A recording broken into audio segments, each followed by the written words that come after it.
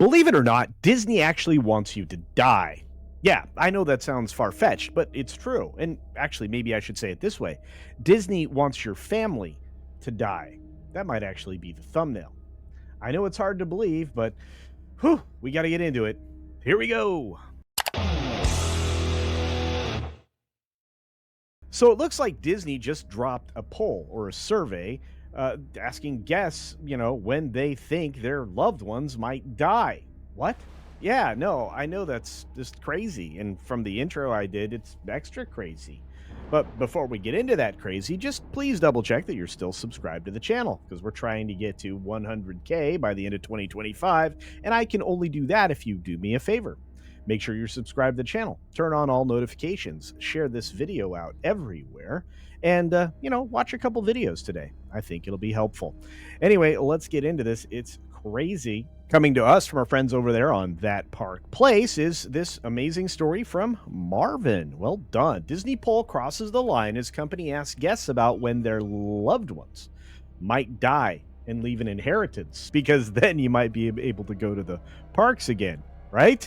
It's kind of like they got a new memo, some new understanding of just how much they're pricing out the majority of families across the nation and around the globe. In a startling new low for Disney, ooh, no kidding, the company put out a poll asking guests to predict when their loved ones might die. Come on, this can't be real, right? Can't be. According to a bombshell report from the Wall Street Journal, Disney sent a 47-page survey to Disney Vacation Club members this fall, loaded with invasive questions about their finances. But one question, in particular, stood out for its morbid audacity. Disney asked respondents how likely they were to experience the loss of a family member or loved one within the next 5 years, or to be receiving and managing an inheritance. Why would Disney want that? Why would a company such as Disney want that? You have to actually ask yourself that question or internalize it a little bit and realize they are trying to rob you of your inheritance. They want you to spend your inheritance on a Disney vacation. Yeah, morbid indeed. They're also maybe looking at the expiry of the regular traditional visitor and probably coming to terms with the fact that Disney's losing ground across the board. In addition to people not wanting to return, as was recently indicated by another question Disney wasn't prepared to deal with, they found out that there were a lot of people that were never coming back to Disney World specifically. It sounds like Epic is going to be immensely busy from the very day that they open, probably for the foreseeable future. Universal, look out. Here come a whole new rush of superfans. And Marvin goes back and reiterates that you read it right. Well, I read it right, at least to you this time. Disney issued a poll to its customers about potential family tragedies to gauge how many of them might soon be flush with inheritance money that could be spent on opulent Disney vacations and experiences and exclusive events for those with the recently departed family members. Talk about a ghoulish display of corporate greed, and Disney would know that these days. They don't have creativity, but they sure know how to get into your wallet, right? Disney sees the loss of your loved ones not as a cause for sympathy, but an opportunity for profit. Desperation dressed as data collection. Melissa Buckley of Cedar Lake, Indiana, was one of those surveyed, according to the Wall Street Journal. And Buckley, who works in procurement for the oil industry, finally took her family of 4 to Walt Disney World this past December, but only because of a recent inheritance. She had spent a decade saving for the trip, but unexpected bills kept pushing her dream vacation out of reach. When her family finally made it, their 4-day Disney vacation, complete with line-skipping fees and a modest hotel stay, cost nearly $6,000. Hello, new car. There's no way we can afford all of this from our savings alone, Buckley admitted. Melissa's story illustrates what Disney already knows. Their prices have soared beyond the reach of the average family, and now, rather than making their parks more affordable, Disney seems to be banking on future windfalls from inheritance checks. My goodness, that's disgusting. Could you imagine, just imagine that this is the only way a family can go on vacation is if somebody in their family dies? Disney, you've chased off everybody. The middle class is out. Now you only have people who've experienced a recent loss, and you're planning for it. You vultures. From family magic to financial predation. Oof.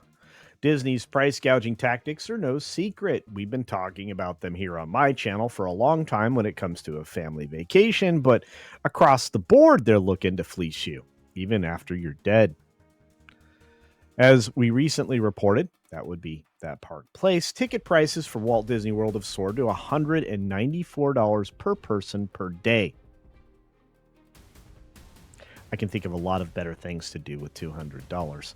While once free perks like Fast Pass have been replaced with costly upcharges, such as Lightning Lane Passage, which could cost up to $449 for a single day experience. Think about that real quickly. You've paid for park tickets, and now you're paying for more once you're in the theme park? Pretty disgusting.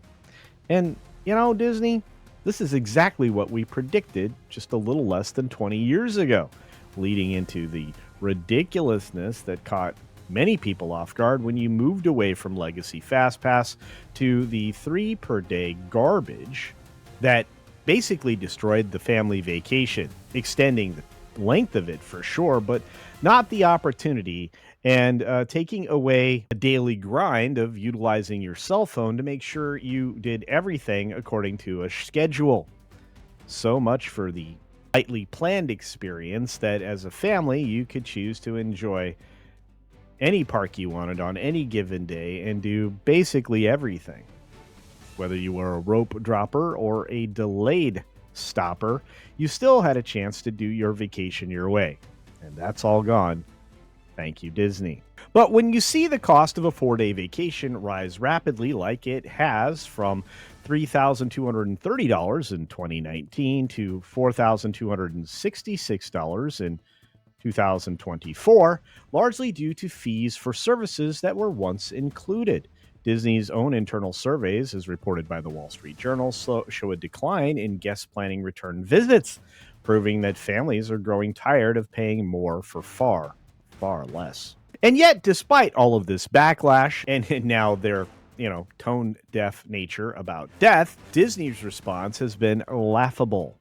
Executives have touted affordable options like $50 kids tickets and hotel discounts, crumbs that do little to offset the enormous costs of a Disney vacation. Their defense that guests have options for every budget falls flat when a family of 4 can spend upwards of $6,000 on a modest trip. The revelation that Disney and its disastrous parks and experiences head, Josh D'Amaro, are now probing guests about possible inheritance money confirms what many longtime fans have feared. Disney is no longer interested in creating magical experiences. In fact, far from it.